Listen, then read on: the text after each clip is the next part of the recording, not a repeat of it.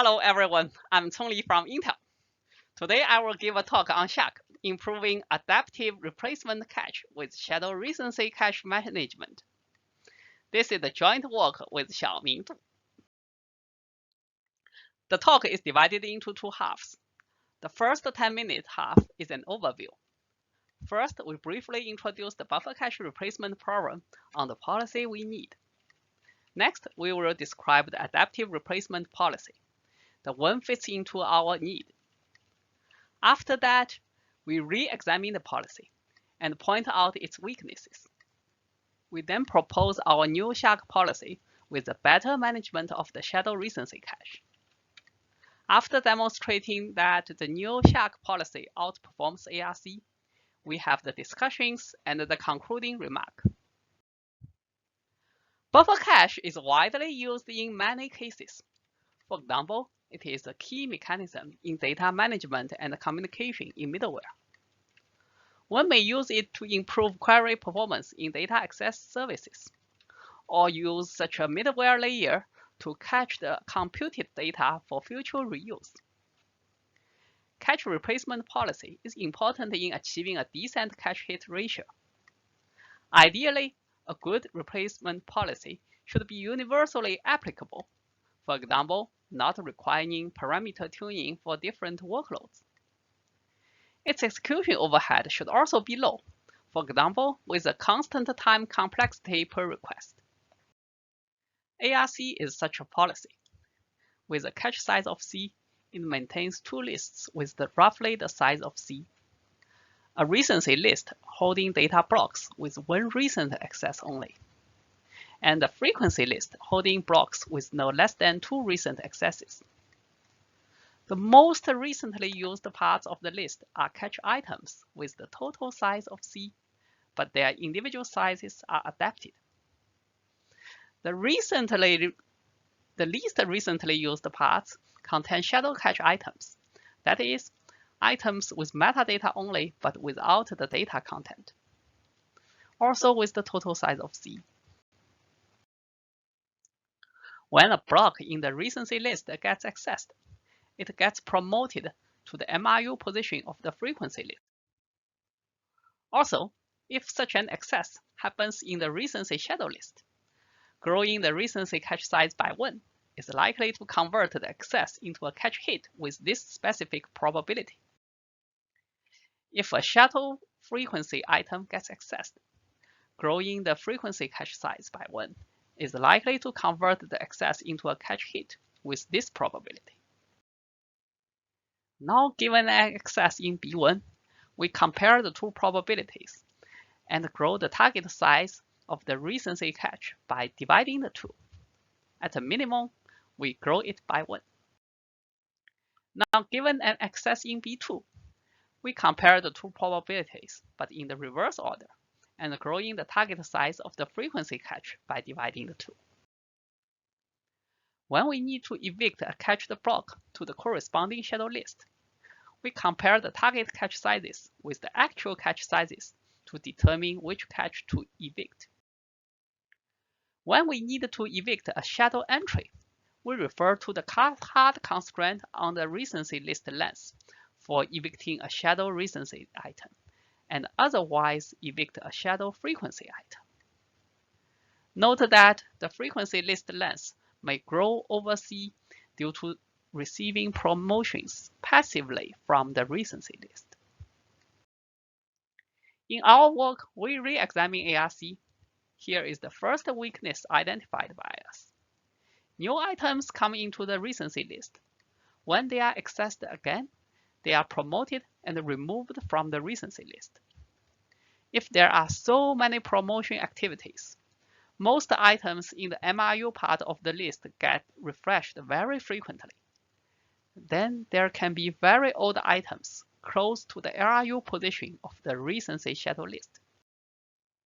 Later, if one of those non-recent items gets accessed, the end result is to promote the item to the frequency cache, likely evicting a certain useful item in the frequency cache. A second weakness we identified is regarding the recency list length constraint. In the case of weak locality, if the reuse distance of a block is slightly larger than the cache size, it cannot be captured by ARC due to the hard constraint. Actually, we have observed both of their two weaknesses empirically, with the hit ratio significantly impacted in some cases. The weakness of ARC inspired us to manage the shadow recency cache better. We proposed a new SHARC policy with two improvements. First, we remove the hard constraint on the recency list length, but allow it to grow longer as long as the total shadow entry number is under control. Second, we evict non-prospective shadow recency items proactively. To determine whether an item is prospective or not, we record the last access time of an item in virtual time step. We then derive a comprehensive eviction criteria based on the access time to determine whether we need to evict the LRU entry from the recency shadow list proactively. Looking at the virtual time axis, based on the access time of the LRU recency cache entry, we calculate a timestamp which is quite recent. In the strong locality case, where all the frequency cache items are accessed recently, the eviction criterion is then determined by the access time of the LRU frequency cache items. While we are comparing the recency in time of the LRU entry in B1 versus that in 2E2, we are actually comparing the recency in distance. In strong locality scenarios, recency in distance is important, recalling those cases where simple policies such as LRU or LFU perform well. Now we look into another scenario. Again, we find the access time of the LRU item in T1 to calculate the recent timestamp.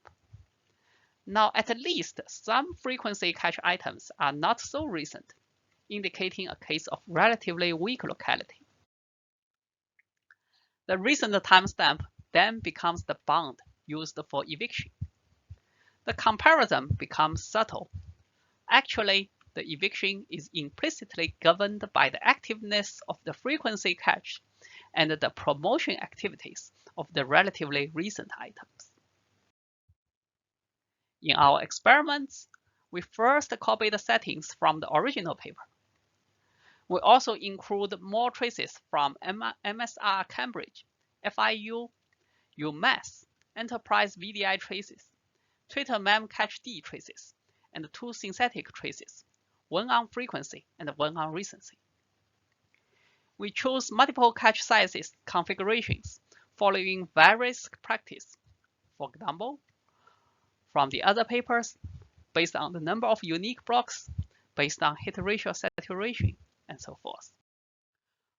For all the configurations evaluated, here we show how SHARC performs relatively to ARC does. We order the configurations from the worst case to the best case and plot the relative hit ratios in log scale. There are more cases where SHARC performs better. The magnitudes of the relative margin seem to be larger. There are only very few cases where ARC performs better. The magnitudes of the relative margins are quite small. In our work, we shed light on ARC's weaknesses, which seem to get overlooked previously. Sometimes the recency list is too long, such that some shadow entries are not recent.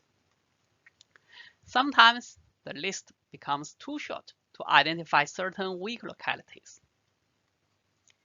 In the new SHARC policy, we overcome the two weaknesses with proper shadow recency cache management. We allow the recency list grow in demand to identify certain weak localities. But we also proactively evict non-prospective items based on a carefully designed criteria to eliminate the pollution from them. So here is the end of the first half. In the second half, we provide more technical details. We start from the rationale of the eviction criterion in details, and then provide the case studies on why SHARC outperforms ARC. We also compare with other two baselines, LIRS and DLIRS. Finally, we give a summary. Now let's go back to the scenario of strong locality cases. Note that comparing the recency of the two entries in time is equivalent to comparing the recency of the two entries in distance.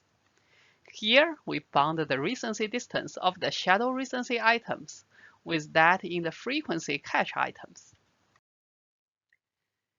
Then we look back into another scenario of relatively weak locality. We zoom into the time period between the access time of the LRU recency cache item and the time of the eviction criteria. We know that some items in the recency shadow list should have entered the data structure during the time period. Some of them may have got promoted later. Some current items in the frequency cache may have got actively accessed during the time period. They now stay in T2, remembering that in this scenario, the access time of the LRU frequency cache item is even farther. Intuitively, if many items entering the data structure during the period have not been promoted, and many current frequency cache items are not active during the past period, we may need a longer recency shadow list to identify the potential items with weak locality. In contrast, if many items enter the data structure during that period have already been promoted, or many current frequency cache items are relatively active during the past period, the locality identification then seems to be effective, and a shorter recency shadow list is desired. So we introduce two metrics. The first metric P stands for among the items entering the data structure during that time period, the number of promotion activities. The second metric A stands for among the current frequency cache items, the number of active accesses during that time period. We proved in the paper that with the eviction criterion carefully designed in the relatively weak locality cases, the length of the recency shadow list is implicitly governed by the two metrics. We now study a case from the original ARC paper. In this case, most hits are contributed by the frequency cache. We see a long recency shadow list here. When we use 4C as the recency timing threshold to determine whether a promoted item is recent or not, we find that a considerable percentage of items promoted to the frequency cache are not recent. Moreover, those promotions actually result in a lower number of hits on average. In contrast, in SHARC, we keep a short recency shadow list through proactive eviction. We eliminate the promotion of non-recent items. The average number of hits per promoted items also become higher. The hit ratio by the frequency cache is higher. Finally, we obtain a much higher hit ratio. Then we show how the length of the recency shadow list and hit ratio of the frequency cache change with respect to the core-square in the virtual time period. In ARC, the recency shadow list continues to grow. In contrast, in SHARC, when there are many hits in the frequency cache, the length of the recency shadow list settles back to balance the localities already identified, resulting in the better performance. We then study a second case with a trace from MSR Cambridge. Here, the cache size is about 32nd of the unique block number. It is a trace with a bias on frequency, but with the weak locality. We first compare ARC with its variant. In this variant, we artificially relaxed the hard constraint on the recency list length to 1.3C. The recency list actually grows longer in the variant, hitting its upper limit. More entries in the recency list are identified as frequent items and got promoted to the frequency cache. After identifying the frequency bias of the trace, the adaptation in ARC also allocates more cache size to the frequency cache, resulting in a significantly improved hit ratio.